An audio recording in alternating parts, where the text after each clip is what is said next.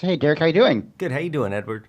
Good. It's hard to believe we last spoke for Blue Valentine, which was like 15 years ago, Oh my gosh. and ever since then, I talked to a lot of young filmmakers who talk about how long it took to get their movie made, and I always bring up the Blue Valentine story because it's kind of legendary. Yes, So yeah. that's awesome. Well, So I'm gonna beat it on my next thing. I've been working 18 years on something right now. So wow. Okay. Well, good. Good luck with that. yeah, thank you. So this one, I remember hearing about it when it was first announced, and I remember looking up Jeffrey's story because it was so fascinating to me.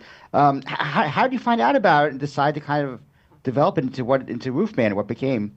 Well, my producer Jamie Patrikoff told me about the story of Jeffrey Manchester, and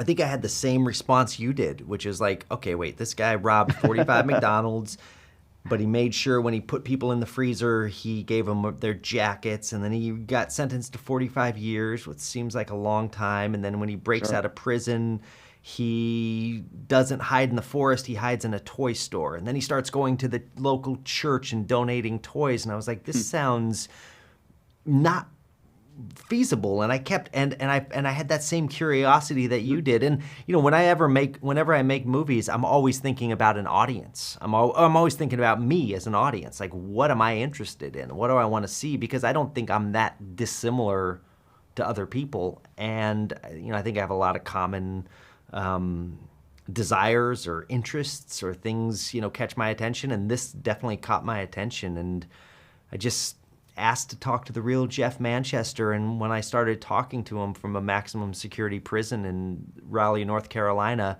my interest only kept increasing because the story kept getting crazier and crazier. And then when I started talking to the people in his life, I realized, oh shoot, this actually did happen, and their perspectives were very interesting. And I caught the bug. I couldn't let it go. Yeah. I mean, it's one of the nice things about this that everyone who's involved is still alive, and hopefully they all could talk to you. Were you making this independently at first, or were you kind of just making it to see what happened with it, and then eventually Miramax got involved, or was it Yeah. always? I had there was a company, Limelight, who had the rights and who hired me to write and do all the research. And so my co-writer Kurt Gunn and I just went on this journey together. And it's always a leap of faith because you hope you write something that people will want to see, or that you can get financed, and that actors will want to work on. So, after about 3 years, I realized I had a script. I felt like it worked pretty well. I needed to find who the actor was. I met up with Channing Tatum. I had like a 6-hour walk and talk in the park with him. I didn't pitch him the movie at all. We just got to know each other. I went back to the script. I told Kurt, it's got to be Channing.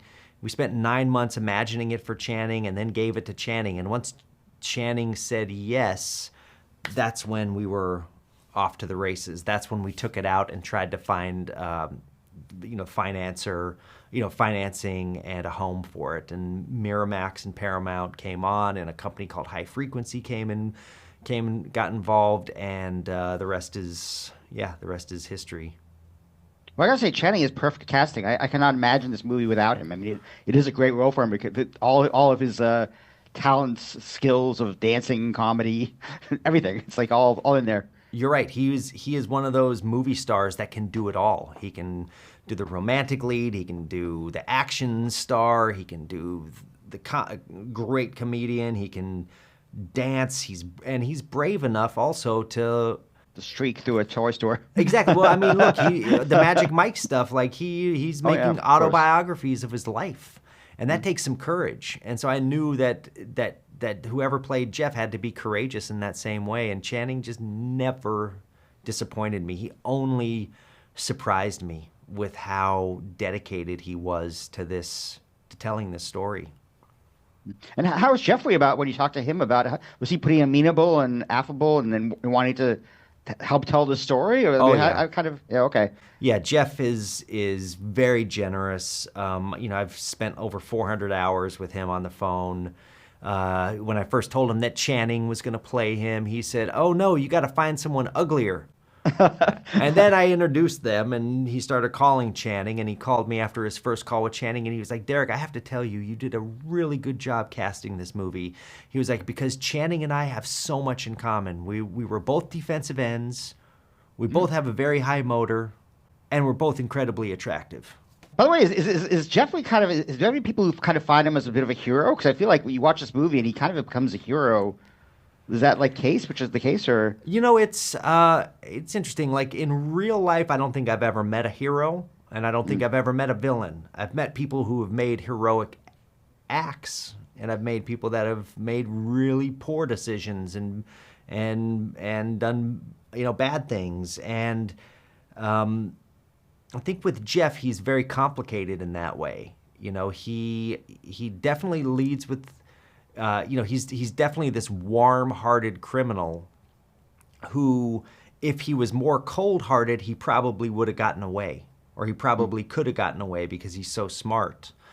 But it was really his humanity that always screwed things up for him. I mean, it was the cause for his first, robberies, robbing all those McDonald's to provide for his family, because after he came out of the army, he couldn't provide for his family in the way that he wanted to. And so he made these huge mistakes to provide for his family, and then he ended up being taken away from his family. So kind of like he made that first bad decision that gave him like 2 more bad decisions to make.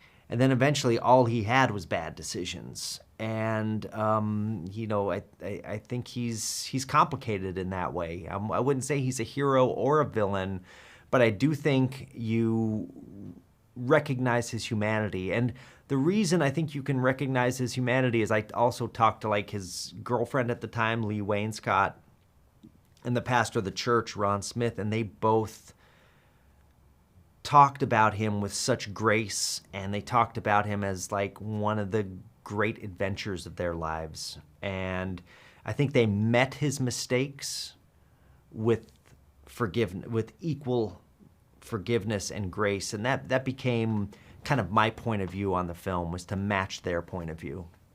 Nice.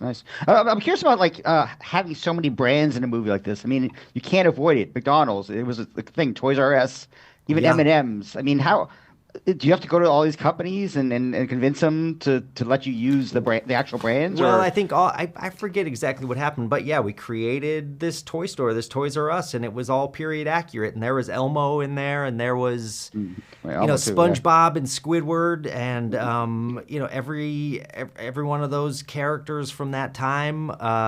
SpongeBob is Paramount at least, so that was easy. So there we go. Yes, yes, yeah. Yeah, the legal thing, we talked about it early on. We were told, it's all good to go. So I was thankful, because I wasn't going to make a movie if it had to be like Burger Haven or something like that. I wanted it to take place in our world. Since it is a true story, it needs to take place in the real world. And where did you actually build that Toys R Us? Did you just find an empty market that was abandoned and set decorator? Yeah, so we went down to Charlotte, North Carolina, where all the events took place, and the original Toys R Us that Jeff stayed in had now become a mega church. So we couldn't shoot there, but I did use the band leader of that church to lead our band in the church. And the church that we shot in the movie was the real church that Jeff met Leigh. That was where it all happened. But the toy store was about 20 miles away in Pineville, North Carolina. We found an abandoned Toys R Us. Most of the abandoned Toys R Us in America had become like Spirit Halloween. There was like 3 left. And so this one was an empty shell. It was 45,000 square feet. There was no tiles on the floor. There was no lights. There was definitely no toys in it. So we had to like rebuild that thing from the ground up. And, my production designer, Imbal Weinberg, is just, she's just top of her game. And she put together an entire functional toy store that Channing Tatum could play in. Nice. It's funny when you see a movie like this, and you always want to read up and find out, well, what's true, what's not true, what's made up. But there's always things like that. I mean, one of the things I did read up is that he actually hunkered up in a Circuit City. So yes, Was that a brand you couldn't use, or was just like Well, the no, I size mean, better, just the easier? way that the real Toys R Us that he lived in was a Toys R Us connected to a Circuit City. It was two big box stores together. But because we couldn't shoot in that actual, that Circuit City had become a carpet warehouse, and like I said, the Toys R Us was the church. Sure. So the new place that we found was just a standalone Toys R Us building. So that was one of the things I felt like making the cinematic truth of him just living inside the Toys R Us wasn't a bridge too far, to still tell the same story.